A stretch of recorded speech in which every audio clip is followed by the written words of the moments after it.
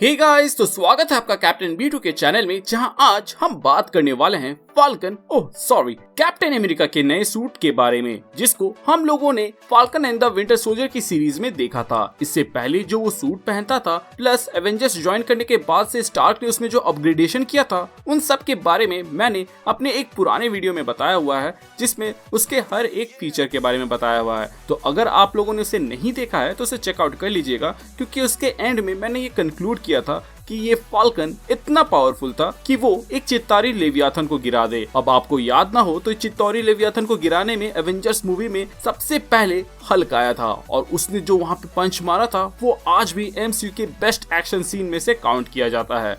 खैर, उस सूट में ऐसे फीचर्स थे जो आपको नहीं पता होंगे, क्योंकि वो कभी दिखाए ही नहीं गए। इसलिए जिन लोगों ने मेरा वो फाल्कन सूट एक्सप्लेन वाला वीडियो नहीं देखा है, इस बात को भी ना माने कि एंड गेम वाला फाल्कन, जिसको सिर्फ एक गोरिल्ला चित्तौरी को गिराते हुए दिखाया गया था, वो इतना काबिलियत रखता था कि वो एक चित्तौरी लेवियाथन तक को गिरा सके। बट मैंने उस वीडियो में विद एविडेंस फ्रॉम मार्वल पेश किया है, तो आपको तो मानना पड़ेगा ही। बीते बातों को साइड करते हैं एंड जानते हैं कि फाल्कन के नए सूट में और भी क्या क्या चीजें थी जो कि पिछले वाले सूट में नहीं थे, या फिर उससे इसमें क्या क्या अपग्रेडेशन हुआ है। वेल, अपग्रेडेशन की बात करें तो मुझे सबसे बड़ा अपग्रेडेशन तो रेडविंग के अंदर नजर आया था। मुझे मालूम नहीं आप लोगों ने यहाँ पे ध्यान दिया था या नहीं, बट रेडविंग फाल्कन के रफ लैंग्वेज पर भी एक्ट कर रहा था, जो कि आप उस वक्त देख सकते हैं जब वो कहता है कि इस हेलीकॉप्टर को ठिकाने लगाओ। अब ठिकाने लगाने से तो वो वहाँ पे रॉकेट भी यूज करके वहाँ पे एक शॉट में उसको गिरा सकता था, बट रेडविंग ने वहाँ पे लेजर चूज किया ताकि उस रॉकेट को वो यूज कर सके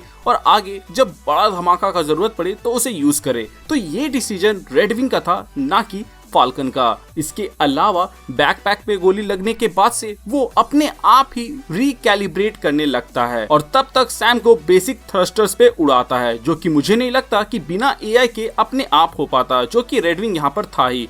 आई नो, इससे पहले भी हम लोगों ने फाल्कन के AI का नमूना उस वक्त भी देखा था जब उसने एंटमैन को अपने आप ही ट्रेस कर लिया था बिना फाल्कन के कमांड पे। But falcon and the winter soldier series के अंदर ये एक अलग ही लेवल पे था। काली के पंच करते ही सैम को स्टेबिलिटी देने के लिए ये पंख अपने आप निकल कर जमीन पे गड़ जाते हैं। ये सब उसी का एग्जांपल है। बाय द वे, सैम के थॉट्स पर विंग का रिएक्ट करना उन कॉम्बैट गॉगल्स के वजह से हो सकता है, जो कि सैम के ब्रेन सिग्नल्स को उनमें ट्रांसमिट कर रहे थे, वरना कब सैम को पंख अंदर करना है और कब उनको बाहर करना है, ये पंख अपने आप कैसे डिसाइड कर सकता है। ये सिमिलर है टोनी के मार्क 50 एंड मार्क 85 के जैसे, जहां वो जैसा वेपन सोचता था वैसा ही वेपन्स वहाँ पे बन जाते थे। वेल, इन गॉगल्स से फ्लाइट में काफी मदद मिलती है, जो कि स्पीड एंड ऑल्टीट्यूड के अलावा अलग अलग विजन भी प्रोवाइड करते हैं, जैसे कि X ray vision and infrared vision, plus telescopic भी एंड बहुत हद तक माइक्रोस्कोपिक भी सपोर्ट करता है। इसके अलावा रेडविंग अपने 360 विजन से कंडीशंस को एनालाइज करके उसकी रिपोर्ट सैम को दे देती है, जिसके बाद से क्या करना है वो बताता है। फॉर एग्जाम्पल, इस सीन में तो आप लोगों ने देखा ही था कि कैसे रेडविंग आगे जाती है और वो इस हेलीकॉप्टर को स्कैन करती है, जहाँ पर वो बताती है कि यहाँ पे एक पायलट है, जिसके बाद से उसके हिसाब से सैम अपना प्लान बनाता है और उसको एग्जीक्यूट करता है। आप लोगों को याद हो तो पहले रेडविंग को मैनुअली कंट्रोल करना पड़ता था, बट अब वो अपने आप सैम के कहने पर रिस्पॉन्स करता है, जो कि बहुत ही बड़ा जंप है। इसके नीचे जो मिसाइल से वो पहले वाले से ज्यादा फायर पावर रखते हैं, इन शॉर्ट ज्यादा डिस्ट्रक्शन रखने की कैपेसिटी रखते हैं। इसमें एक मिनी मशीन गन भी है, साथ ही साथ इसमें ग्रैपलिंग लाइन भी है, जिसकी मदद से सैम यहाँ पे इस पायलट को बचाता भी है। वेल, मुझे मालूम नहीं कि आप लोगों ने इस चीज को नोटिस किया है या नहीं, बट सैम को इस सीरीज में फाल्कन या फिर अपने कैप्टन अमेरिका वाले सूट को पहनकर गन को यूज करते हुए नहीं दिखाया गया है, क्योंकि पहले जो अपने हाथ में वो मिनी गन फॉर्म करता था, उसका आधा पार्ट उसके पैंट के इस एरिया पे रहता था, जो कि हमें नहीं दिखाया गया, जो कि उतना भी सोचने वाली बात नहीं है, क्योंकि उसके गॉन्टलेट में laser, mini bomb and mini gun type जैसी चीजें हैं। मे बी उसके इमेज को इस सीरीज के अंदर स्टीव के जैसे थोड़ा साफ करना था, इसीलिए गन का यूज एकदम नेसेसरी होने पर ही दिखाया गया है। जैसे कि जब वो मदरीपुर में था तब उसने यहाँ पर गन को यूज किया था, लेकिन उस वक्त उसने ना ही फाल्कन या फिर कैप्टन अमेरिका वाला सूट पहना था। फन फैक्ट, एवेंजर्स मूवी के बाद से कैप्टन ने गन का यूज कभी भी नहीं किया है ऑन स्क्रीन, और शायद इसी इमेज में सैम को भी ढालने की कोशिश की जा रही है, इसीलिए गन का यूज एकदम नाक के बराबर रखा गया है। वो चाहता तो पायलट को वहाँ पे मार भी सकता था और उसके बाद से इस हेलीकॉप्टर वाले सिनेरियो को अपने कंट्रोल में ले सकता था, लेकिन यहाँ पर वो डिफेंसिव होकर उसको बिना हार्म पहुंचाए हेलीकॉप्टर से बाहर निकालकर पानी में फेंका और फिर बाद में उसने उसको जाकर पकड़ा भी, जब इस आदमी ने कहा कि हमें एक आदमी को पकड़ने का है। वेल बेसिकली ये वो सारे फीचर्स थे जो आप लोगों ने ऑन स्क्रीन देखा, बट इसके अलावा वो अपने नए वाइब्रेनियम विंग से क्या क्या कर सकता था चलिए वो जानते हैं। वो इनसे मिनी टोर्नेडो या फिर गस्ट अटैक कर सकता था, जो कि पोकेमॉन देखने वाले आराम से समझ ही गए होंगे। प्लस ये wings hand to hand combat में कितनी कारगर साबित हो सकती है ये मुझे बताने की जरूरत नहीं है। जब उसने अपने नॉर्मल सूट के साथ वहाँ पे सुपर सोल्जर्स को हैंडल कर लिया था तो वाइब्रेनियम वाले से तो वो धमाल ही मचा देगा।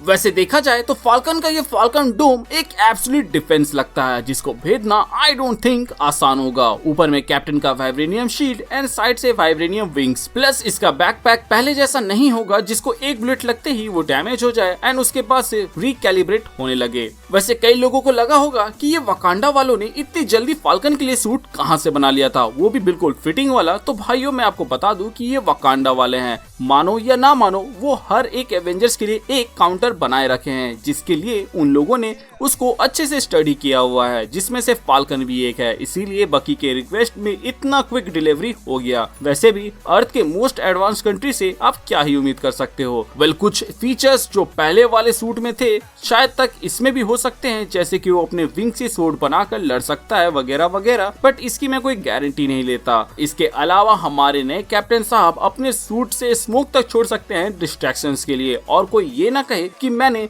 3 चंगू मंगू को इग्नोर कर दिया और या फिर उसके बारे में कुछ भी नहीं बताया। तो मैं आपको बता दूं कि ये रेडविंग के अंतर्गत ही आता है, बट इसमें मेन रेडविंग के जैसे मल्टी वेपन वाली चीज नहीं है। ये मेनली हेवी लिफ्टिंग के लिए है, जो कि हम लोगों को शो में यूज होते हुए दिखाया भी गया, जहां वो मिलिट्री ग्रेड व्हीकल को यहाँ पे उठाते हुए नजर आया, जिसके अंदर भर भर के आदमी लोग भी थे। वेल सीरीज और इधर उधर से थोड़ी मोड़ी खुदाई करने के बाद से जितनी भी इंफॉर्मेशन मिली है उन सबको मैंने इसमें डाल दिया है, बट फिर भी हमसे कोई डिटेल रह गई हो तो आप हमें कमेंट सेक्शन के जरिए बता सकते हैं, या फिर कुछ नया पता चला हो तो चैनल को सब्सक्राइब कर दीजिएगा ताकि आप ऐसे ही वीडियोस को मिस ना करें। वीडियो अच्छा लगा हो तो अपने दोस्तों के साथ शेयर करें ताकि वो भी आपके जैसे एंजॉय कर पाएं। अगर आप हमारे पुराने सब्सक्राइबर हैं और सब्सक्राइब कर रखा है तो प्लीज चेक कि आपने बेल आइकन दबाया है या नहीं। अगर दबा दिया है तो वेल एंड गुड, और अगर आपने नहीं दबाया है तो उसे दबा दे ताकि जब भी हम कोई वीडियो डालें उसका नोटिफिकेशन आपको जाए। इसके अलावा हमारे चैनल का एक छोटा सा मोटो है जो कि है लोगों की मदद करें, अपना ख्याल रखें एंड कीप मूविंग फॉरवर्ड का रट लगाकर आगे बढ़ते रहें।